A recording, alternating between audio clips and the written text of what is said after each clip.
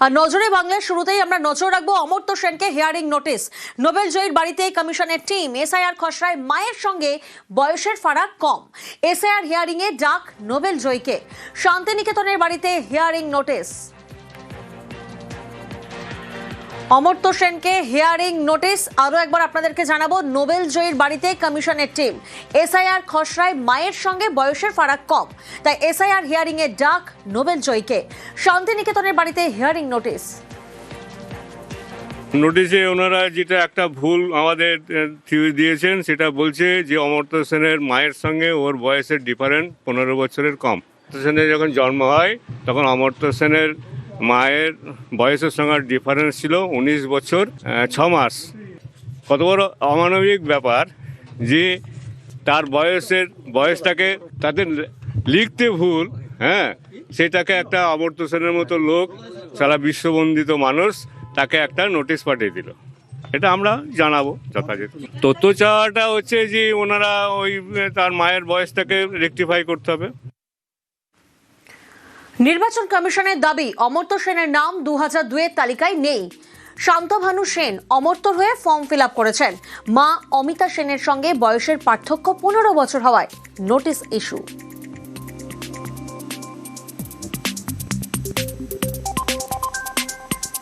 অমর্ত্য সেনের নাম 2002-এর তালিকায় নেই, নির্বাচন কমিশনের সাফাই।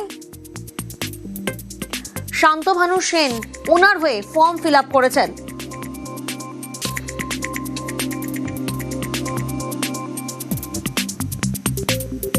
অমর্ত্য সেনকে এসআইআর নোটিশে কমিশনকে তোপ অভিষেকের।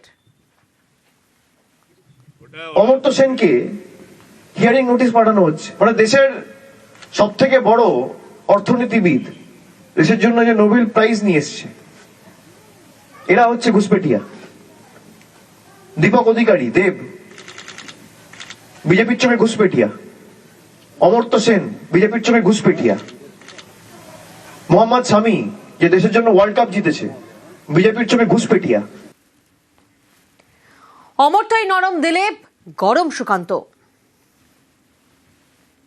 যেখানে নামের কোনো ভুল আছে, কিছু আছে, বা যারা ভোট টোট দেন না বহুদিন ধরে, তো সেই সব তারা যারা অনিয়মিততা দেখেছে, সেখানে তার লোক দেখে করছে না, নাম দেখে করছে, ওরা পাঠিয়ে দিচ্ছে।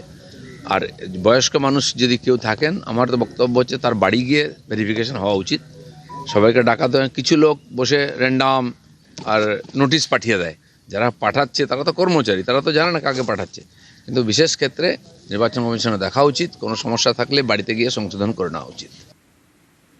অমর্ত্য সেনের নাম ভোটার লিস্টে কিভাবে থাকলো আমার যথেষ্ট হচ্ছে, কারণ আমি যতদূর জানি উনি আমেরিকার সিটিজেন, উনি সিটিজেনশিপ নিয়েছেন, তো স্বাভাবিকভাবে তার নামটা কাটা যাওয়া উচিত ছিল। কেন আছে আমার জানা নেই, তো আমি যতদূর জানি উনি আমেরিকার সিটিজেনশিপ গ্রহণ করেছেন।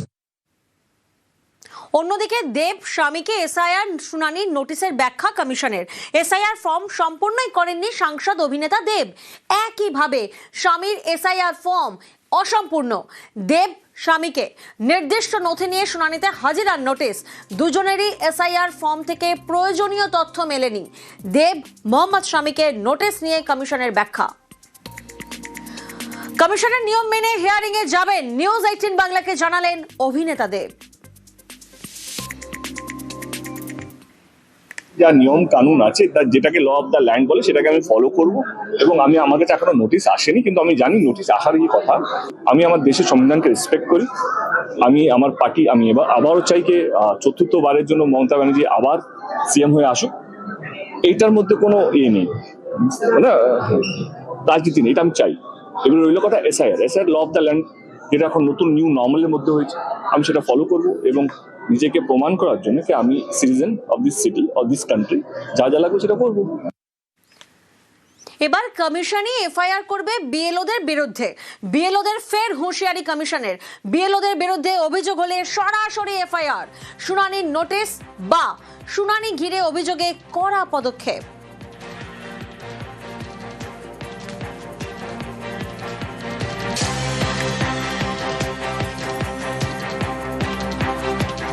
একদিকে যখন বিএলওদের ফের হুঁশিয়ারি কমিশনে, তখন অন্যদিকে এসআইআর হয়রানি নিয়ে ফের কমিশনে তৃণমূল। সিইও কে স্মারকলিপি, এসআইআর হিয়ারিং এর নামে আতঙ্ক ছড়ানোর অভিযোগ। ইতিমধ্যেই এসআইআর কে কেন্দ্র করে বাংলায় মৃত্যুর মিছিল চলছে। আমরা বললাম যে আপনাদের আমরা বারংবার অনুরোধ করেছিলাম যারা হ্যান্ডিক্যাপ, যারা অসুস্থ, যারা বয়স্ক, যারা হিয়ারিং এ আসতে পারবে না, তাদের বাড়িতে গিয়ে আপনারা হিয়ারিং করুন। লজিক্যাল ডিসক্রিপেন্সি, অ্যাকচুয়ালি এর কোনো তথ্য তালিকা কারুর কাছে নেই। একটা বিধানসভায় প্রায় 40 থেকে 50 হাজার লোককে হিয়ারিং এ ডাকতে হবে। আপনি বলুন তো 1 ফেব্রুয়ারির মধ্যে শেষ করা সম্ভব? আর এবার দেখাবো পুলিশকে হুঁশিয়ারি সুকান্ত মজুমদারের। বাঁকুড়ার তালডাংরা সভা থেকে সরাসরি হুঁশিয়ারি। কি হুঁশিয়ারি দিয়েছেন আগে শোনাবো। থানার আইসি সাহেব, এইখানে দেখছেন তো নীল রং, আপনাকে আমি স্পষ্ট বলে যাচ্ছি, আমার জেলা সভাপতি যাবে, এফআইআর নেবেন, এই অপরাধীদের বিরুদ্ধে উপযুক্ত ব্যবস্থা নেবেন।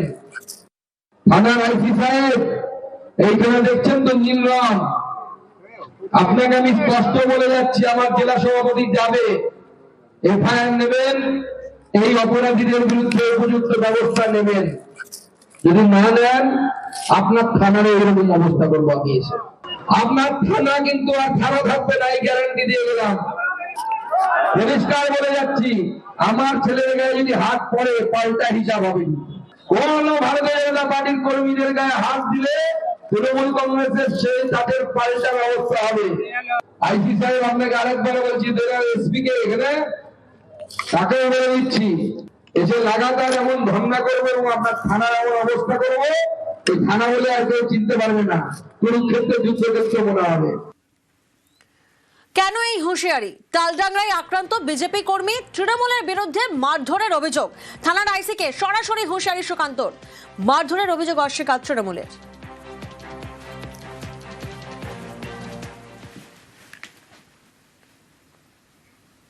ভোটের আগে বঙ্গ বিজেপির নতুন রাজ্য কমিটি। নতুন কমিটিতে পুরনোদের গুরুত্ব দেওয়া হয়েছে।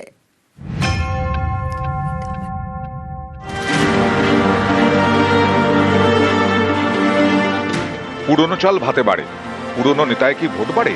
ভোটের আগে বিজেপির নতুন রাজ্য কমিটি ঘোষণা, নতুন কমিটিতে পুরনোদের গুরুত্ব।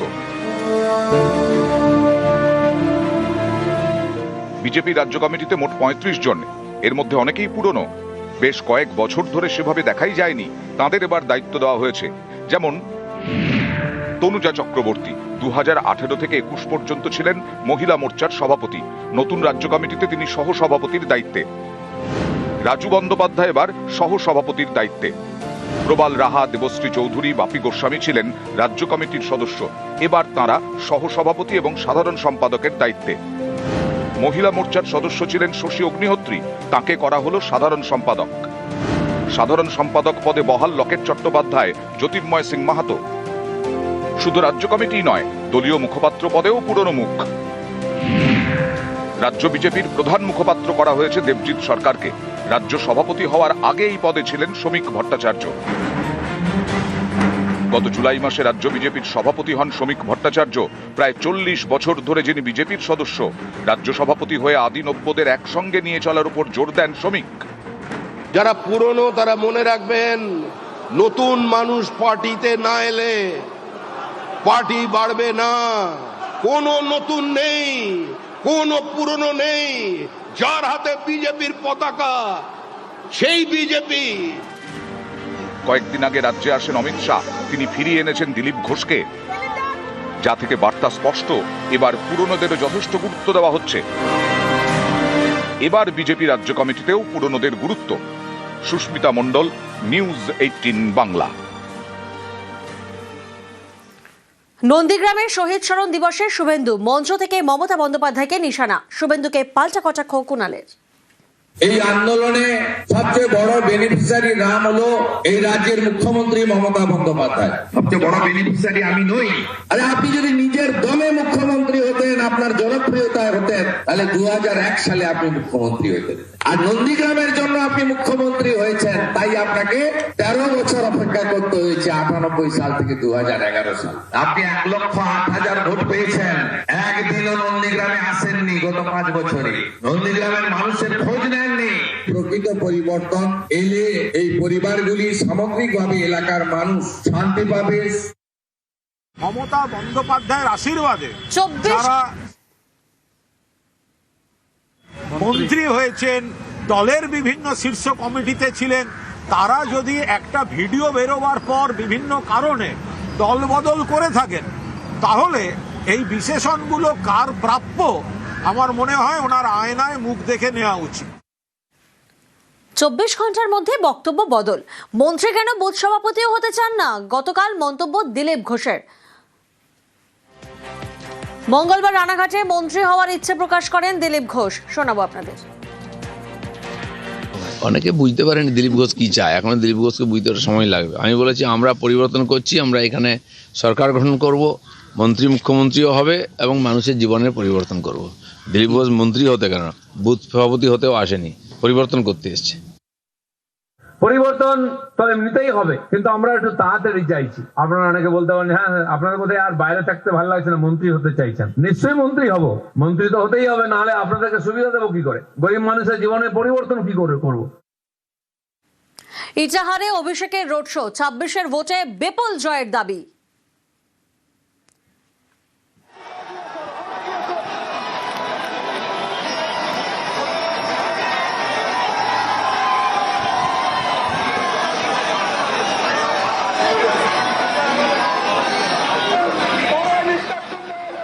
পঞ্চায়েত নির্বাচনে যে ঐতিহাসিক ফল তৃণমূল কংগ্রেস করেছিল আপনারা সবাই তা দেখেছেন। কার্যত পঞ্চায়েতের জয়ের খুঁটি পুজোটাই ইটাহারে করেছিলাম, আর আগামী 26-এ চতুর্থবার জয়ের খুঁটি পুজোটা আজকে এই মাটিতেই করে দিয়ে গেলাম আপনাদের সকলকে সাক্ষী রেখে।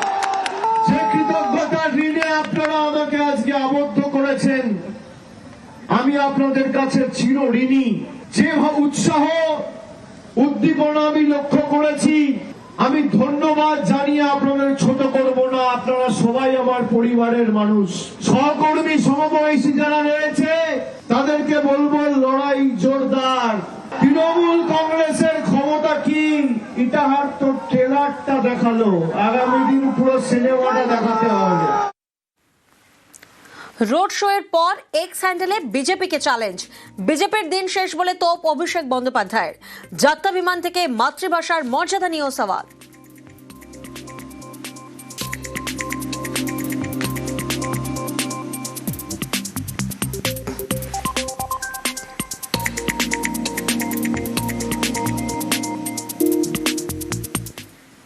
26-এর লড়াইয়ে পথে প্রচার, আজ মালদায় অভিষেক বন্দ্যোপাধ্যায়। 2 দিনাজপুর মালদার পরিযায়ী শ্রমিকদের নিয়ে সভা, 3 জেলার 5,000 পরিযায়ীর সঙ্গে সরাসরি কথা তৃণমূল সাংসদের। পরে লাঞ্চে যোগ। ভিন রাজ্যে বাঙালি হেনস্থায় কি ভোকাল টনিক, নজর ঘাসফুলের।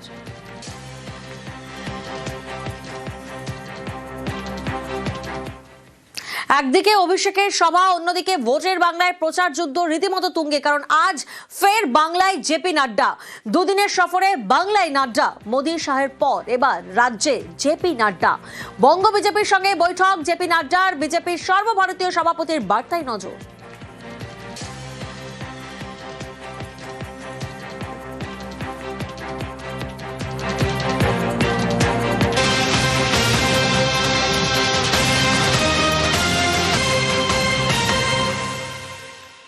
নজর রাখবো শিলিগুড়ির দিকে, কারণ শিলিগুড়িতে মহকুমা শাসকের দফতরে আগুন, এসআইআর এর মধ্যে এসডিও অফিসে আগুনে রীতিমতো চাঞ্চল্য। পার্থ প্রতিনিধি আমাদের সঙ্গে রয়েছেন। পার্থ, এই মুহূর্তের কি পরিস্থিতি? গতকাল রাতের ঘটনা এবং শিলিগুড়ি মহকুমা শাসকের দপ্তর, যেটা মহকুমা নির্বাচনী আধিকারিক দপ্তর বটে, সেখানে আচমকা আগুন লাগে 3তলা বিল্ডিং এ, এবং সেখানে 2টি ঘর সম্পূর্ণভাবে আগুনে কিন্তু ক্ষতিগ্রস্ত হয়েছে। বেশ কিছু আসবাবপত্র এবং ইলেকট্রনিক সামগ্রী সেসব ক্ষতিগ্রস্ত হয়েছে। রাতেই খবর পাওয়ার সঙ্গে সঙ্গে মহকুমা শাসক নিজে ছুটে আসেন দপ্তরে। তবে যেহেতু এখন এসআইআর আবহাওয়া চলছে এবং বহু নথি রয়েছে, তার কোনো ক্ষয়ক্ষতি হয়েছে কিনা সে ব্যাপারে জানতে চাইলে মহকুমা শাসক এগিয়ে যান বিষয়টি, এবং দমকল আধিকারিক তিনি জানান না এখনো এই সব তথ্য তাদের সামনে আসেনি। গোটা ঘটনা তদন্ত শুরু করেছে প্রধাননগর থানা পুলিশ এবং দমকল আধিকারিকরা। বেশ, কিছু ইলেকট্রনিক্স ডিভাইস ফুটেছে, প্রাথমিক অনুমান এটা তদন্তের বিষয়, এটা তদন্ত করার পরে বলা যায়। আগুনটা ছোটই ছিল, প্রাথমিকভাবে ওরা কাজ শুরু করেছিল, এক্সটিংগুইশার দিয়ে ওরাই শুরু করেছিল। আমাদের দুটো ইঞ্জিন এসেছে, ক্ষয়ক্ষতি ওই কয়েকটা ফার্নিচার, টেবিল চেয়ার পড়ে গেছে, তিনটে করে, আর হ্যাঁ কিছু ইলেকট্রনিক ডিভাইস পড়ে গেছে। 15-20 মিনিটের মধ্যে আমরা কন্ট্রোল করে ফেলেছি। বানারহাটে এক বৃদ্ধের জমি দখল করার চেষ্টা। অভিযোগ এর পেছনে রয়েছেন তার প্রতিবেশী এবং পঞ্চায়েত সমিতির এক তৃণমূল সদস্য। দুজনই এই অভিযোগ মানতে নারাজ।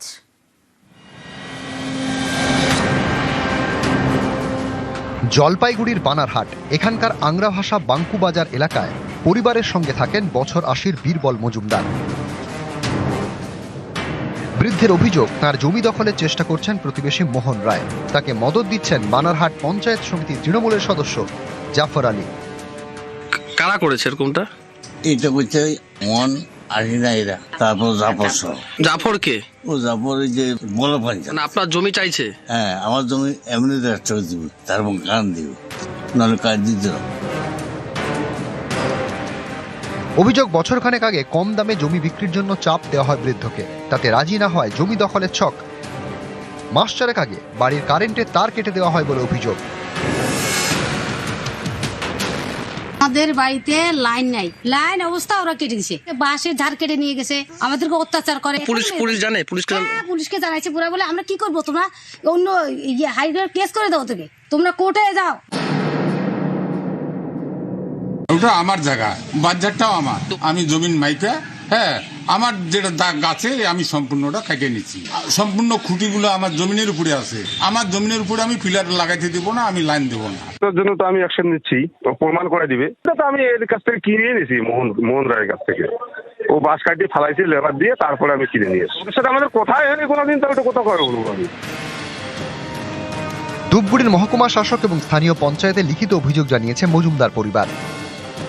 জাফর আলীর বিরুদ্ধে আমাদের কাছে কোনো লিখিত অভিযোগ নাই। আমরা গ্রাম পঞ্চায়েত থেকে উভয় পক্ষকে চিঠি করছিলাম আমাদের এখানে বসে ব্যাপারটাকে মেটানোর জন্য, কিন্তু বিমল মজুমদারের বাড়ির লোক আসলেও যার বিরুদ্ধে অভিযোগ ছিল তিনি আসেন নাই। পরবর্তীকালে আমাদের গ্রাম পঞ্চায়েতের সদস্যরা অনেক চেষ্টা করলো ওখানে বৈদ্যুতিক লাইন পৌঁছানোর জন্য, সেটাও উনি ব্যর্থ হয়।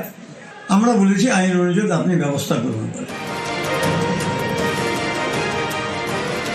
জলপাইগুড়ির বানারহাট থেকে রকি চৌধুরী, নিউজ 18 বাংলা। নকশালবাড়িতে ফের সেচ নালা দখল, আবারও তৈরি হচ্ছে কালভার্ট। অভিযোগ রাস্তার পাশের চাষের জমি বিক্রি করতেই এমন ছক কষেছে জমি মাফিয়া। আর এই নিয়ে পদক্ষেপের আশ্বাস দিয়েছেন বিএলআরও।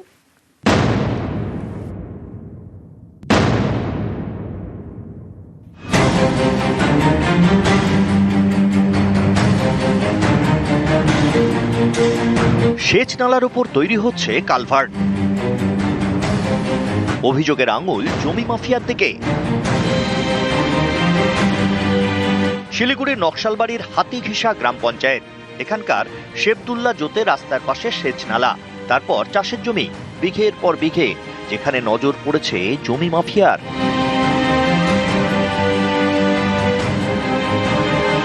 গত বছরের জুন মাসেই সেচ নালার উপর তৈরি হয় কালভার্ট, যাতে সহজে চাষের জমিতে যাওয়া যায়, চাষের জমি বিক্রি করা যায়। সেই খবর দেখায় নিউজ 18 বাংলা। এরপরেই পদক্ষেপ করে প্রশাসন।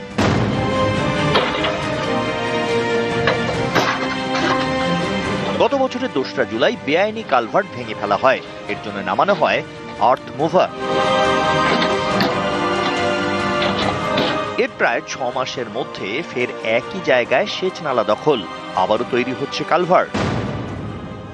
কৃষি নালা ব্যাপারটা পুরোপুরি সেচ দপ্তরের হাতে আর কি। যদি ইরিগেশন ডিপার্টমেন্ট যদি পারমিশন দিয়ে থাকে, যদি দেখতে পায় যে ওদের কোনো বাধাপ্রাপ্ত হচ্ছে না ওর মাধ্যমে, তাহলে সেক্ষেত্রে আমাদের কিছু বলার থাকবে না। কিন্তু যদি কোনো রকম পারমিশন কোনো ডিপার্টমেন্ট থেকে না নিয়ে থাকে, তাহলে আমরা আইনানুগ ব্যবস্থা আবার নেব এবং আবার সেইভাবে আমরা অভিযান চালাবো আর কি। করেছিলাম আগের বার, সেভাবে আমরা ওটাকে অ্যাপ্রোচ করবো আবার আর কি। আমিও শুনছি কয়েকদিন আগে একটা সেচ নালার উপরে কলবট আবার করা হয়েছে, তো সেটা পারমিশন আছে কি না এটা ভূমি দপ্তরের দেখা উচিত, এবং আশা করি যদি পারমিশন থাকে ঠিক আছে, না হলে ভূমি দপ্তর অ্যাকশন নিবে, তাহলে ভাঙা উচিত। নকশালবাড়ি থেকে বিশ্বজিৎ মিশ্র, নিউজ 18 বাংলা। উত্তরবঙ্গের 3 জেলায় তৈরি করা হবে পথশ্রীর একাধিক রাস্তা। সম্প্রতি রাস্তার কাজে শিলান্যাস করা হয়।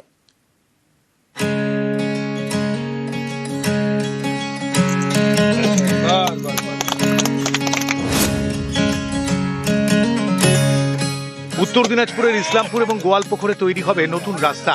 দুটি ঢালাই রাস্তা তৈরির জন্য পথশ্রীতে বরাদ্দ করা হয়েছে প্রায় 2,80,00,000 টাকা। মঙ্গলবার হয়ে গেল রাস্তার কাজের শিলান্যাস। রাস্তাটা আমাদের খুবই খারাপ, তো বাচ্চা কাচ্চার অসুবিধা। রাস্তাটা যদি ভালো হয় তাহলে আমাদের সবারই সুবিধা হবে, বাচ্চা কাচ্চার মানে পড়াশোনার সুবিধা হবে, যাতায়াতের মানে ভালো হবে আর কি। আমরা অনেক খুশি স্যার। মোটামুটি দুটা মিলে 3 কোটি টাকার কাছাকাছি। সবাই সম্পূর্ণরূপে সহযোগিতা করবে। রাস্তাটা খুব দরকার আছে, আর যারা এজেন্সি আছে তাদেরকে যেন শিডিউল মতো তারাও যেন কাজটা করে। কোচবিহারের শীতলকুচি, এখানকার শালবাড়ি পঞ্চায়েত এলাকায় তৈরি হবে পথশ্রীর নতুন রাস্তা। সনাতন মণ্ডলের বাড়ি থেকে স্থানীয় অঙ্গনওয়াড়ি কেন্দ্র পর্যন্ত প্রায় 2.5 কিলোমিটার পাকা রাস্তা তৈরি হবে। এর জন্য বরাদ্দ করা হয়েছে প্রায় 1,43,00,000 টাকা। এই রাস্তাটা তো আগে কাঁচা ছিল, এখন রাস্তাটা আমাদের এই বেড মেটেরিয়াল হইল, এখন বেড মেটেরিয়াল থেকে রাস্তাটা আরও উন্নত হবে। এটার দিক থেকে আমরা জনগণ আগের থেকে এখন অনেক উন্নত।